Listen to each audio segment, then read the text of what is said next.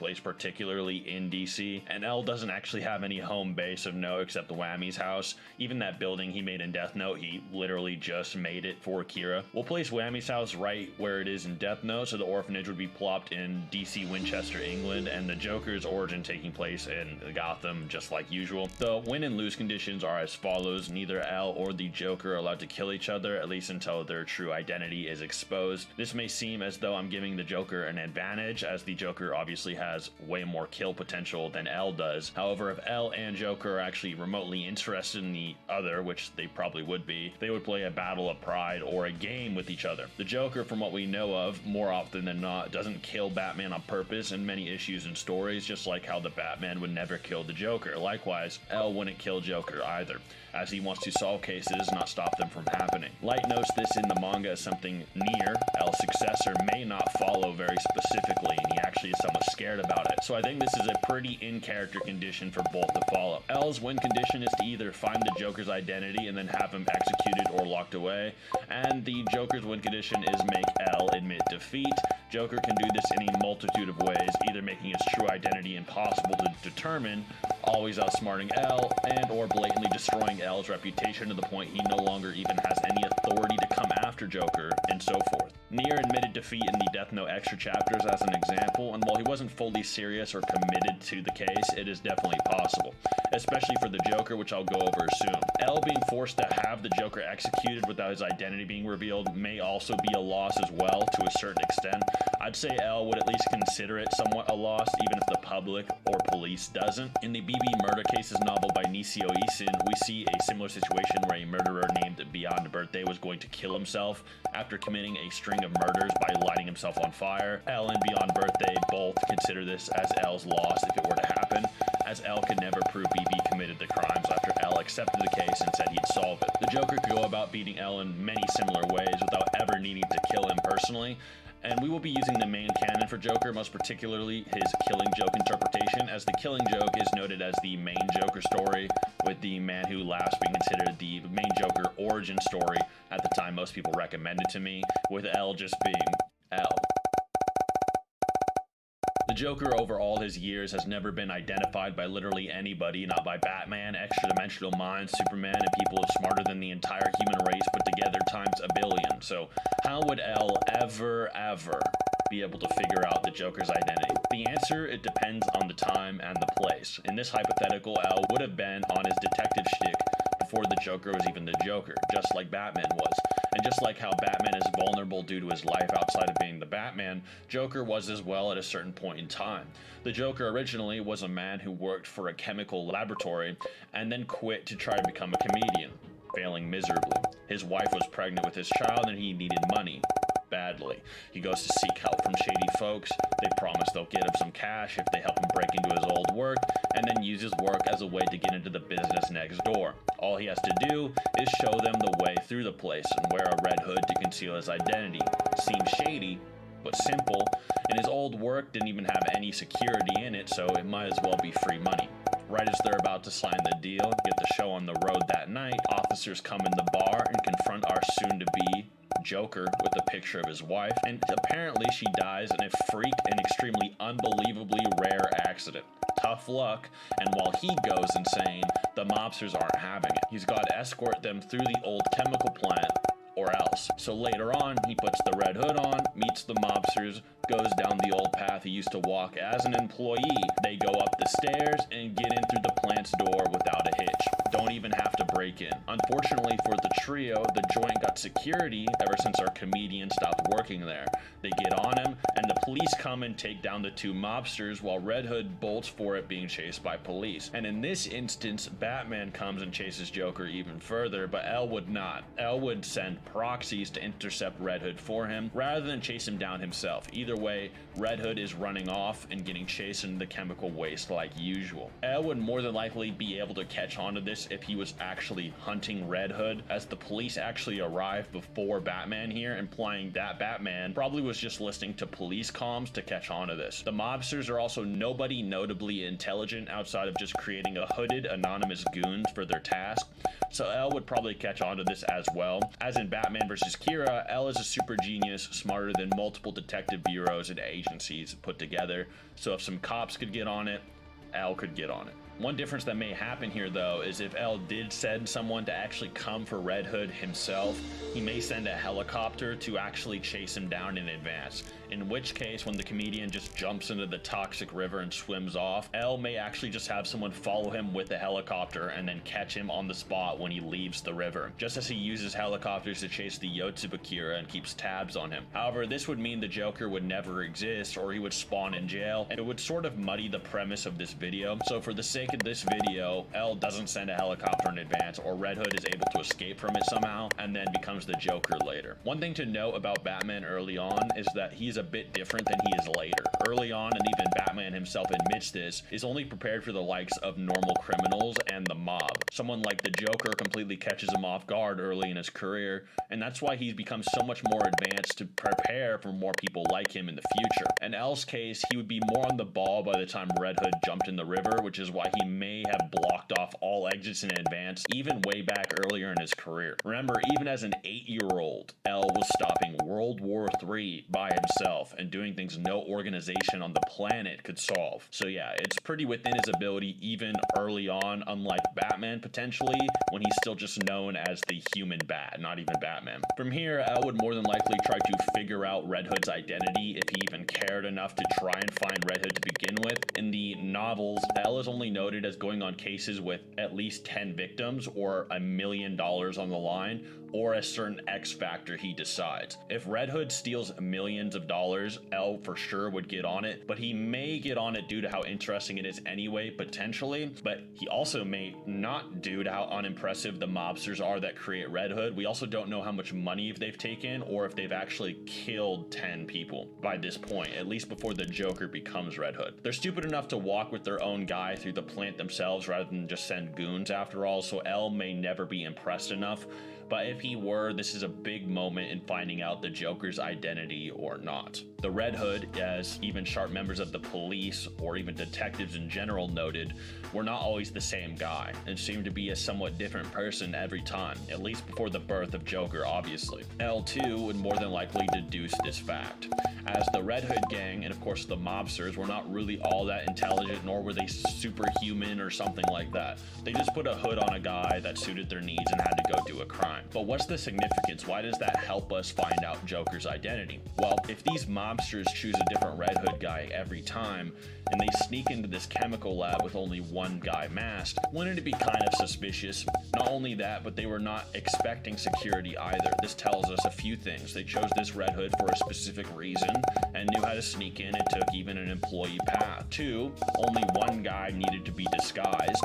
3, they didn't know security was present, and I've asked many people their thoughts on this, and I'm sure even people on the internet would suspect this at a certain point, and trust me, Elle definitely would, that this Red Hood was more than likely either an employee or ex-employee of the company, just based on those details alone. That is a completely rational deduction, and many people even in real life would make it. If that deduction is in fact made, then they would further deduce that they probably used to work there when security wasn't as prevalent, as they clearly wanted to sneak through and not say blast through the plant, as they didn't even break down the door from what we know. So from here, Elle is probably going to be highly suspicious of some white-collar crime. He'd probably drop his famous, maybe 10%. No, it's closer to 5%. To the police when he really just means 91% or etc., typical Elle lines. But how does he pinpoint the comedian's identity from that? Surely there's a lot of employees or ex-employees. Well, the way Elle goes about finding out these sorts of things, I'm not joking, is straight up illegal. Like, he will go to any length to find this question out, and I'm not exaggerating when I say this man Elle may straight up stick an FBI watchdog or probe on every single employee and ex-employee in the personnel file files of the facility. Also, yes, personnel files and records of the plant actually exist and were only destroyed after the plant was closed down by EPA later, meaning if L is on the ball, he would be. He's getting those files, and he's stalking and looking into all of them. Remember, L has complete control over Interpol and pretty much every police organization on the planet, as many of the novels quote and is very shown in the series. Now, obviously, the comedian would be a prime suspect as his family died, he needed a lot of money, tried to be a comedian, and was seen by these mobsters in a bar literally right before the situation happened. And last but not least, he's also the only person on that file list that just so happens to completely vanish from existence right after that night. Yeah, L would know this Red Hood's name, and in fact, many people in real life may be able to figure it out as well. In some versions of Batman, such as the Three Jokers, even Batman says he knew who Joker was a week after meeting him, although that's more than likely not canon, you get the idea. So, why does nobody ever find out the Joker's identity if it's that simple? A anime YouTuber apparently can figure it out, especially if they later deduce the Red Hood is Joker. Well, the reason is that Batman was very early in his career and not as on the ball as he is later when Joker appears. By the time Joker's on the ball, the Joker's identity in those files is already long gone. And like I said, in some versions, Batman straight up knows Joker's identity. It's just that he thinks it doesn't matter. Anyway, after this, the Joker is caught a few times. Even one time he is caught by getting beat up and tied by a normal farmer boy and leaves hairs on crime scenes and so forth to be analyzed. And while his DNA is not notable, it would be just like what happens in the main story, only a matter of time until you connect the dots that Red Hood was washed out by chemicals in that river and turned into a ghoulish Joker man. Even some police officers are already somewhat suspicious of this early on, let alone after a long history of the Joker is known in asylums and so forth. He is also built pretty much like the missing employee in Last Red Hood as well, except for his face and skin, etc. In this instance, eventually the Joker is going to allow himself to get caught or mess up eventually, and L would connect the dots and it'd be game over, with not a lot of counterplay as L usually plays completely anonymously. You have to remember throughout the main Death Note series, the only reason L ever appears in public is because he has to, so that Kira will also show himself as well. The Joker will show himself on his own merit, so L doesn't need to expose himself in that way. Light Yagami also pressures L to show himself to the police, or the police are going to turn on him. In this case, early in Joker's career, he's not as interested in that, and even with Batman, he sort of has to get introduced to him a few times. Remember that while Joker is also strong enough to fight Batman, sometimes due to his insanity, as guidebooks suggest, most of the time he's just sort of peak athlete, and his weakness is his desire to sometimes get caught and have the game continue to mess with people. The Joker would probably eventually be up, headcanon all that aside, probably by his own will. And unlike Batman, L might not spare Joker if he ever gets a win over him or finds him out. But that's only if L is interested ever since Red Hood. Even then, there are canonically 3 Jokers. Not one. L would more than likely catch on to the fact there are 3 Jokers, or at least it assumed so at one point. And remember, with Kira, he immediately knew there was a new one just based on minor differences in their crimes and psychology. So L would more than likely deduce there are multiple Jokers, or the Joker's personality causes him to act 3 different ways. However, I will say this straight up, all we know for certain is that he could more than likely identify the Killing Joke comedian Joker. The other 2 are straight up anomalies he may never figure out, although they aren't impossible to imprison or whatever. Examples being, once again, how the original Joker from the old Red Hood comics gets caught and tied up by a pretty normal dude. And sometimes the police even surround and pressured the Jokers alone. However, he's only catching on to the Killing Joke Joker if he's onto the Red Hood since the start, and it's a very particular set of events that need to happen for it to be the case. And we don't even know if he would. And if he's not on the case, then this is going to get very crazy. As I said before, early Batman was not as on the ball, and neither was actually the Joker really. But late game, they turned into some serious monsters.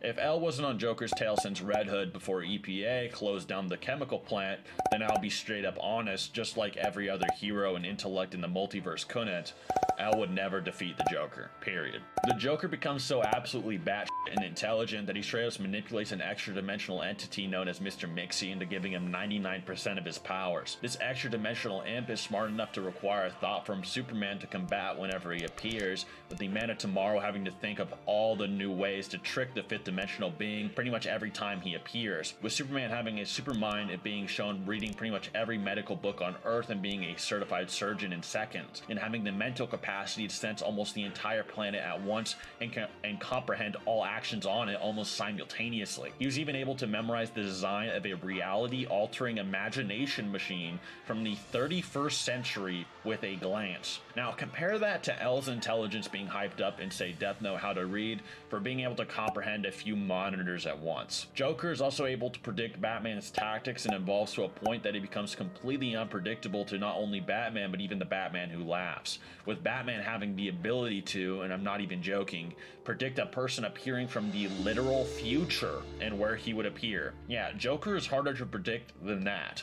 No way L is ever predicting probably a single thing he does late game.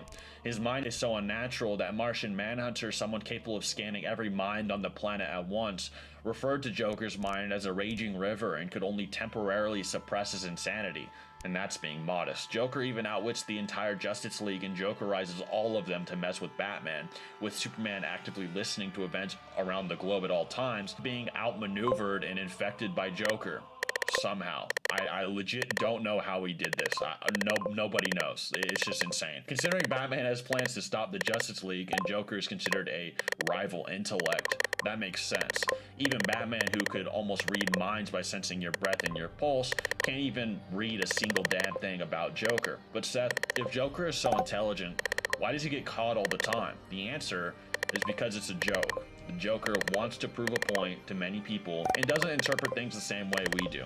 And getting caught is almost like him finishing a big show most of the time. And while early on, such as in Man Who Laughs, he seemed genuinely baffled that Batman stopped his plan to contaminate Gotham, there's another side that seems to say he sort of led Batman to stopping himself, almost as if he nerfs himself and gives it away on purpose. He as well considers Batman a type of ally in his own warped way, thinking that all the gruesome tragedies he puts him through will only make him stronger and better off for it. In his fight against L, he would pick on L, Jokerize Whammy's house more than likely into turning on him, kill Watsuri, and probably completely shatters L resolve, or bully L for the rest of his career while remaining a completely psycho clown man that was utterly anonymous. With the only way L would ever find out a late game Joker's identity is if he connected the dots that a Red Hood employee went missing and a family with a man that used to work there is gone since that day. But the honest truth, not even the Joker knows if that's actually his backstory or not, so how could I ever tell you? Special thanks to my editor, Crisis. He gave me a lot of help with Joker research, and it was a big help with this video. And you should check out his stuff. He also has a Batman and Joker video on his channel.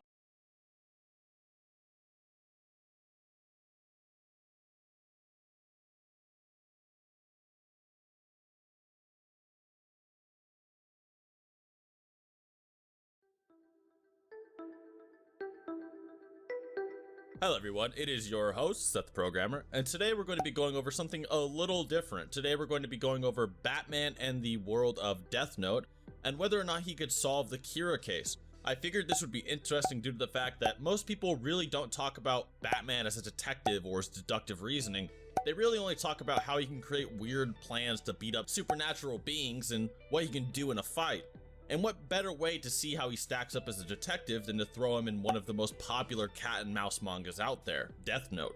Also, if you do like this video or want more content like this, be sure to show that by hitting the like button and subscribing. It really helps gauge how much you guys really want these kind of videos, and like I said, if you want something unique, hit the button. You know, it really does show that this is something you want to see.